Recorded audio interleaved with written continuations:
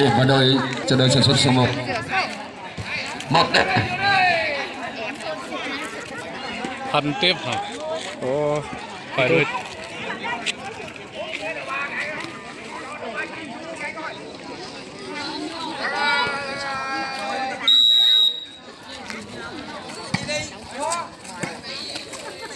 Ngoài đâu, sân to mà. Bóng ra ngoài. 2-1 đây, 2-1 cho đội sản xuất số 1. 2-1. 2-1.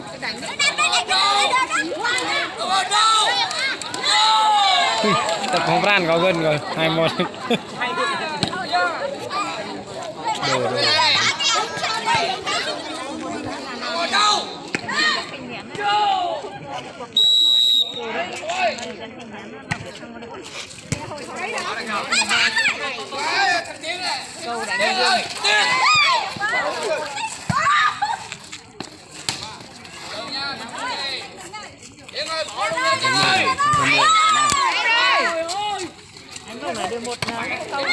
Ô tốt ra, đều một tốt đấy.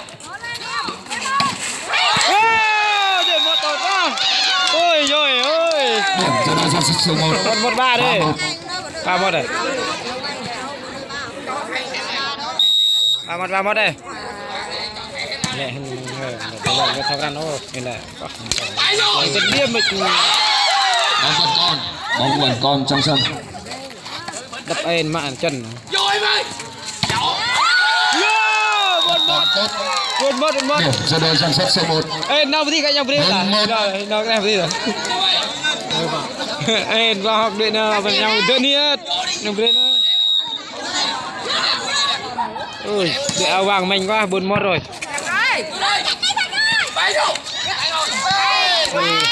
Bóng tốt. Điểm vào đội sản xuất số 3. 2-4.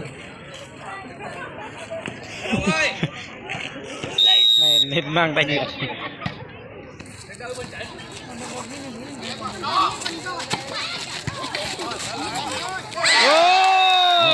Bóng không qua lưới. 5-2. Điểm vào đội cho đội sản xuất số 1. 5-2. Nó bị đọc quá, ông Lin có 5-2 nhưng nó bị đọc.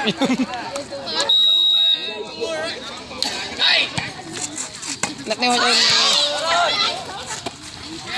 tập thầy mà nét để chân nữa.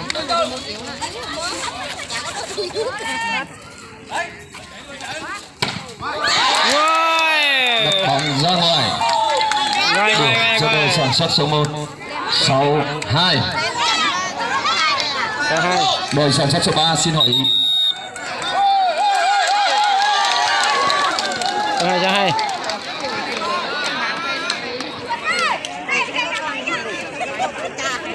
Em nhớ đặt lên mấy hành hai. Nhớ đặt lên. Bè nha em. Ta hay răng nghe này bè cách bên lên. Năng hơn này bộ hay không nghịch lẻ đến hơn này. Cách bên lên lẹ nó năng rồi. Số 2. Ui, ta cô. Em bạc đi câu chỉ đợi đập đến nào không chơi hình. Đây. Uống luôn. Bây giờ đây bây tao. Uống đồ bạn luôn. Đấy. Nó quá rồi. Chơi luôn. Luôn để đến đập.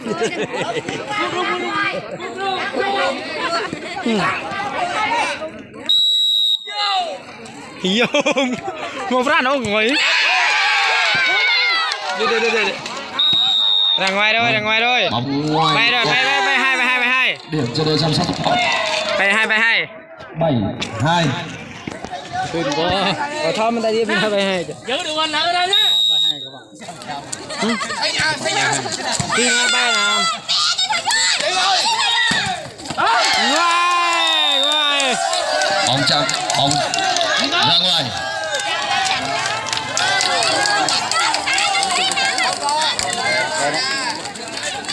Tham 2.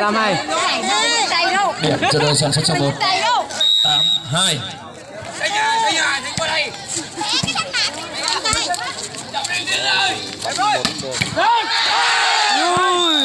Đập bóng rất tốt.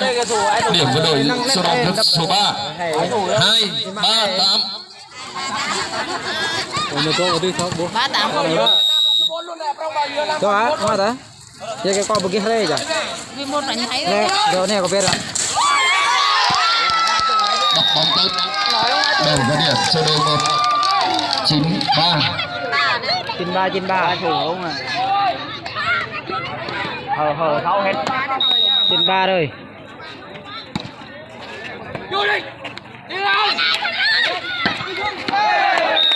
Đập bóng tốt.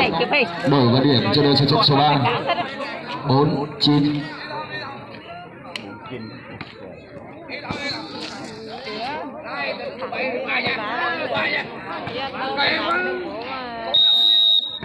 Yêu cầu đồng chí Quang đứng về lùi phía sau.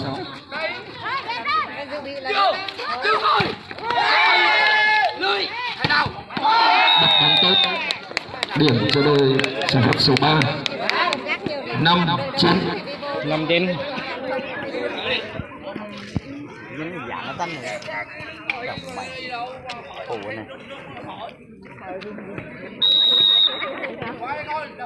phóng lưới đây là người tái lưới nó thấy cũng Phạt bóng tốt. Điểm cho đội sản xuất số 3 6-9.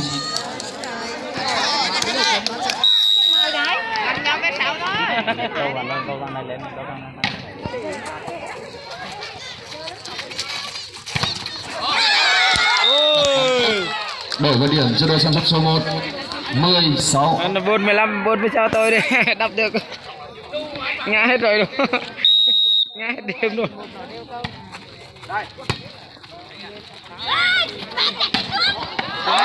Đập bóng trong sân. Điểm vào đội cho số 1 số 3 7-10. mình đều rồi này dành được cả cao đi lưng cùng gái mình thấy câu biết 70 câu cái này được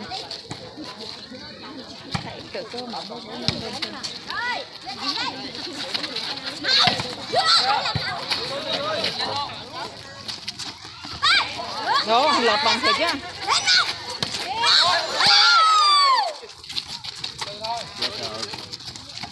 bằng thiệt nha thủ bằng thiếu không nổi luôn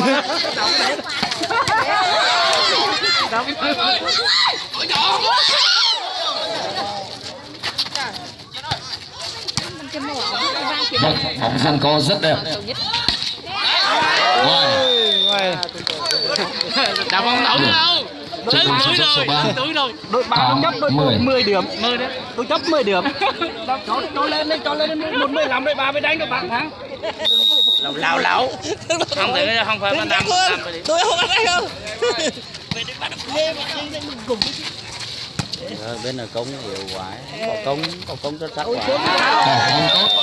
Bóng tốt. Cho đội sản xuất số 3 9-10. thôi cái này để thấy nè 90. lùng cùng làm sao đánh được.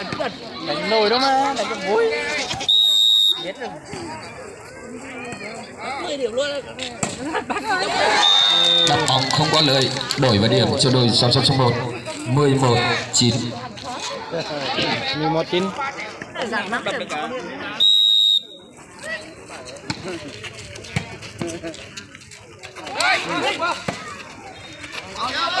Chết.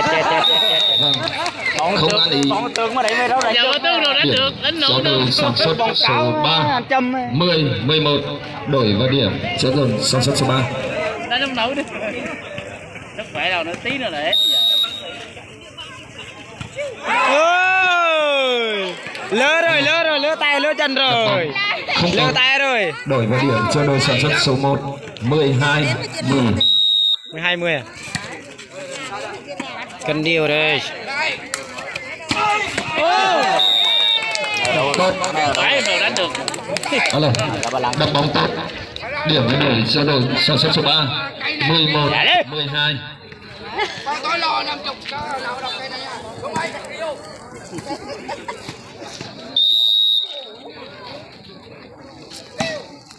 Chết. Cậu rồi thì khóa được ảnh đâu. Mình không. Đập bóng ra ngoài. Được, Điểm cho đội sản xuất số 3 12 đều. 12 điều. Lên rồi. Gì vậy đấy? Cắt 5-6 điểm. Bắt điều lại.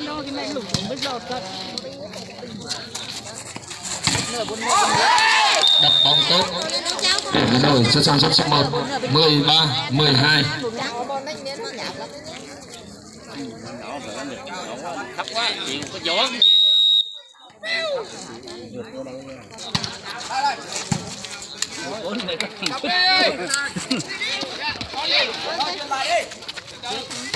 Cạo dân lại cạo.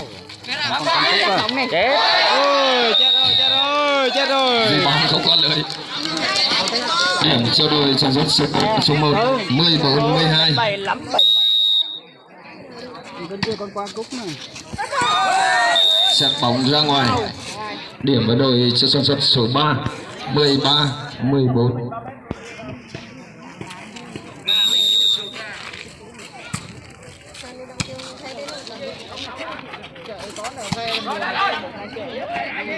Bố mẹ nhang chơi hả? Tụi bay đi.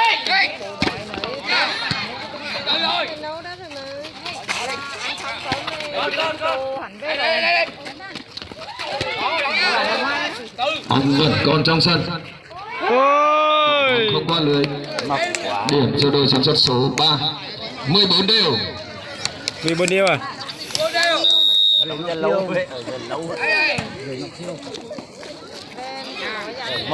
Bắt tụt là mấy anh bắt được. Đập bóng chưa qua lưới. Điểm cho đội sản xuất số 3 15-14. Cạo cũng còn.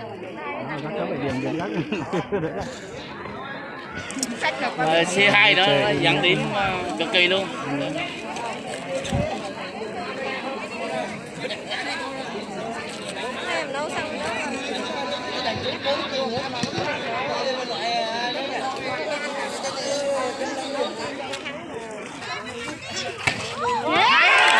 Đập bóng tốt. Điểm với đội sản xuất số 1 15 đều.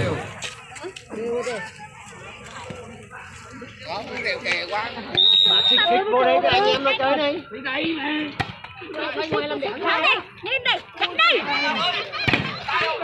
Đập bóng rất mạnh. Điểm với đội sản xuất số 3 16-15.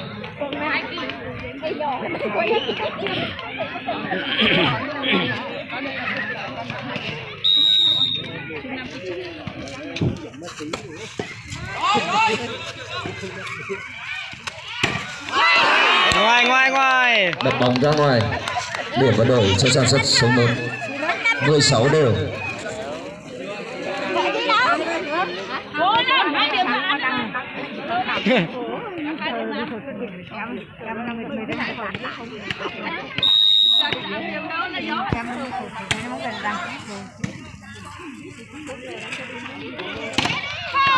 Đập bóng tốt. Điểm với đội sản xuất số 3 17-16. Vâng, hai đội rất là căng thẳng. Hiện nay tỷ số vẫn là sát nhau.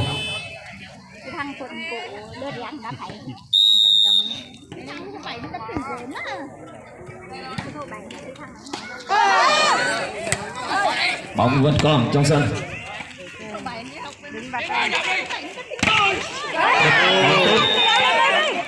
Điểm cho đội sản xuất số 3 18-16.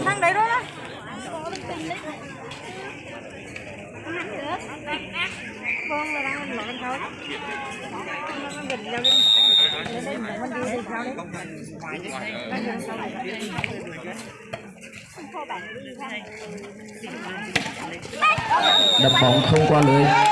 Điểm cho đội sản xuất số 3 19-16.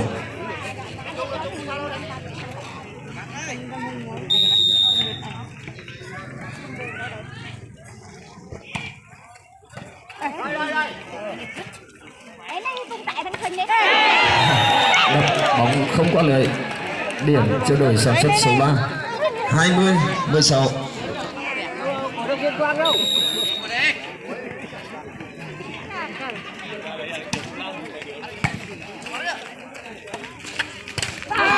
Đập bóng không qua lưới. Điểm cho đội sản xuất số 3 21-16. Cố lên đi.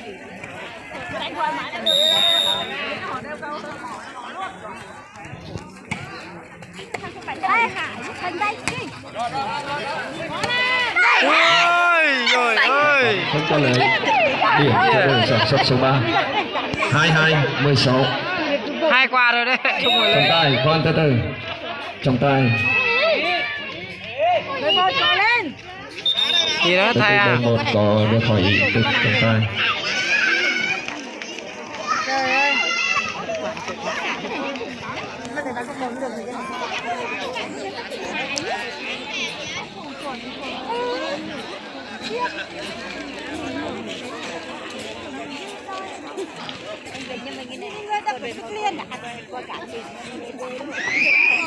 Bà tân ra đều của bạn cả chứ có đừng nói có những thành viên cả sẽ làm thành viên đà này.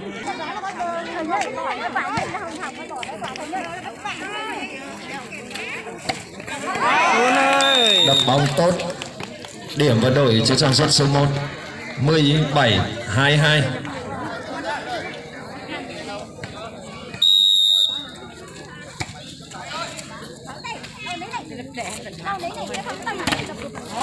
Đập bóng rất mạnh. Nhưng bóng vẫn còn trong cuộc.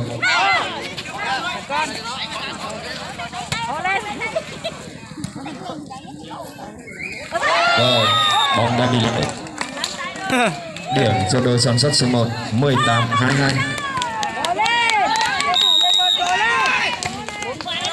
18-22.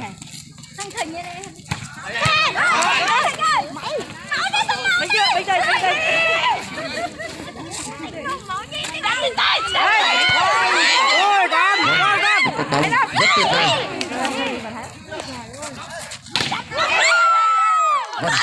Bóng vẫn còn trong sân. Bóng quá tốt. Điểm cho đội sản xuất số 3. 23-18. Ôi trời ơi ai đâu. Bạn đâu? Bạn đâu? Chứ quay đến nhỏ qua thằng ấy các bạn. Ai đây nhỏ đây quán nhà.